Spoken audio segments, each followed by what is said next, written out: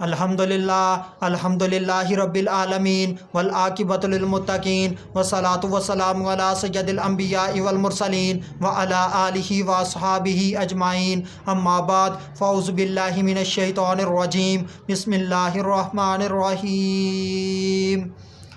وما أظن الساعة قائمة صدق اللہ العظیم۔ ان اللہ وملائکتہ یصلون علی النبی یا ایھا الذین آمنوا صلوا علیہ وسلموا تسلیما۔ اللہم صل علی سیدنا و مولانا محمد وبارک وسلم وصلوا علیہ۔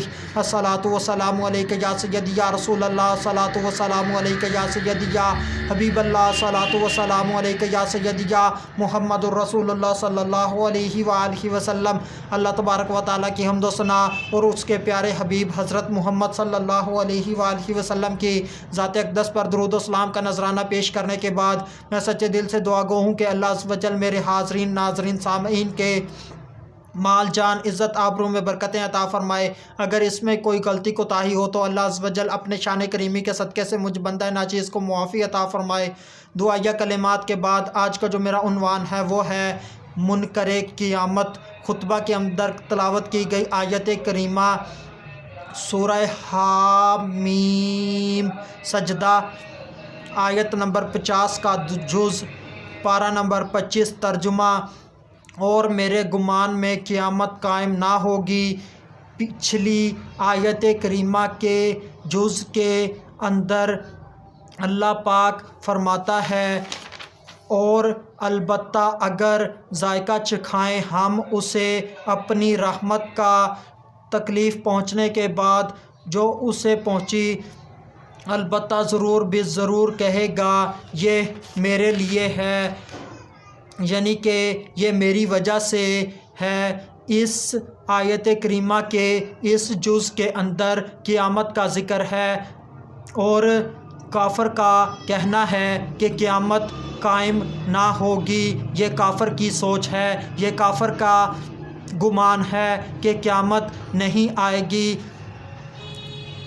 حالانکہ ایسا نہیں ہے۔ قیامت پر ایمان یعنی آخرت کے دن پر ایمان لانا ایمانیات میں سے ہے۔ جو مسلمان ہو کر بھی منکر قیامت ہو وہ مسلمان نہیں بلکہ وہ کافر ہے، کیونکہ اس نے ایمانیات میں سے ایک کا انکار کر دیا۔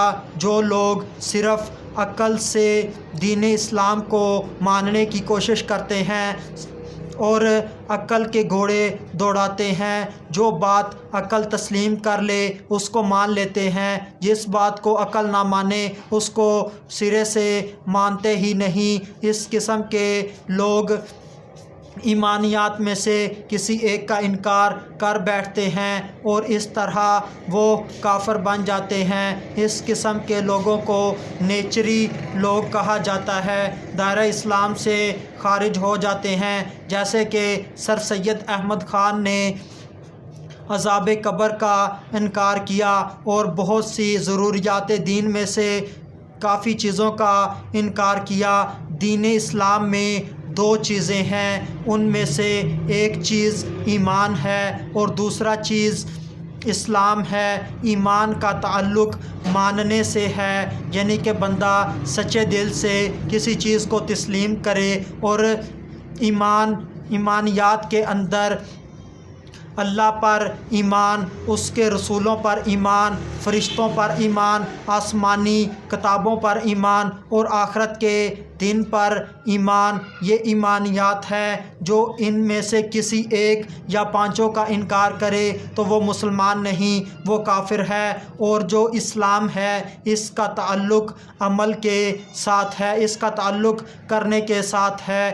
جیسے کہ دین اسلام کی بنیاد 5 ستونوں کے اوپر ہے، 5 بنیادیں ہیں اس کی، جن میں توحید و رسالت ایک، نماز، روزہ، حج، زکوٰۃ، اس طرح اسلام کی بنیادیں 5 ہیں۔ اور یہاں پر جس کا انسان کا ذکر ہے اس سے انسان سے مراد کافر ہے، اور کافر سے مراد ایک قول کے مطابق ولید بن مغیرہ ہے، اور دوسرے قول کے مطابق کافر سے مراد یا انسان سے مراد یہاں پر ربیہ کے بیٹے عتبہ اور شیبہ ہیں، اور تیسرے قول کے مطابق انسان سے مراد کافر ہے اور اس سے مراد امیہ بن خلف ہے۔ یہ قیامت کے آنے کے منکر ہیں۔ اس سے یہ بھی معلوم ہوا کہ قیامت کا انکار کرنا یہ کفار کا طریقہ ہے۔ جو لوگ کلمہ پڑھنے کے باوجود بھی منکر قیامت ہیں، وہ کفار کے طریقے کے اوپر عمل کر رہے ہیں۔ قیامت پر ایمان، آخرت کے دن پر ایمان، یہ بنیادی عقیدہ ہے۔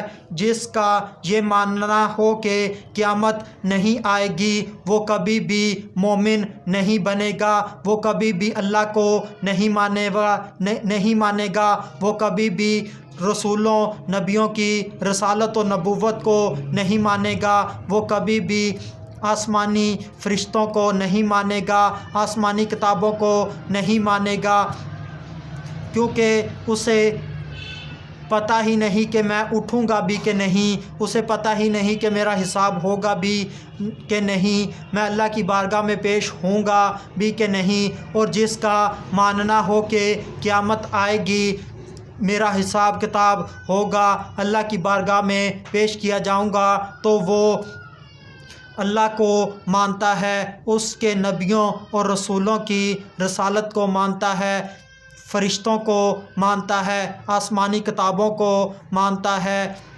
اور اس طرح وہ اللہ کی اطاعت والی زندگی گزارتا ہے، یعنی کہ گناہ کے کام نہیں کرتا، نیکی کے کام کرتا ہے، اور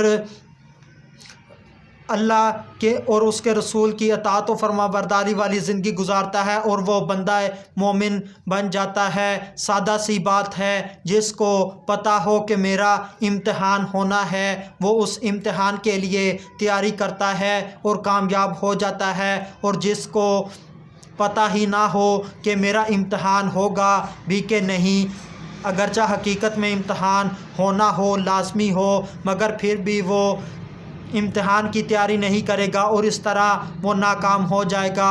آخر میں اللہ تبارک و تعالیٰ سے دعا ہے کہ اللہ تبارک و تعالیٰ ہم مسلمانوں کے عقائد و نظریات کی حفاظت فرمائے۔ وما علینا الا البلاغ المبین۔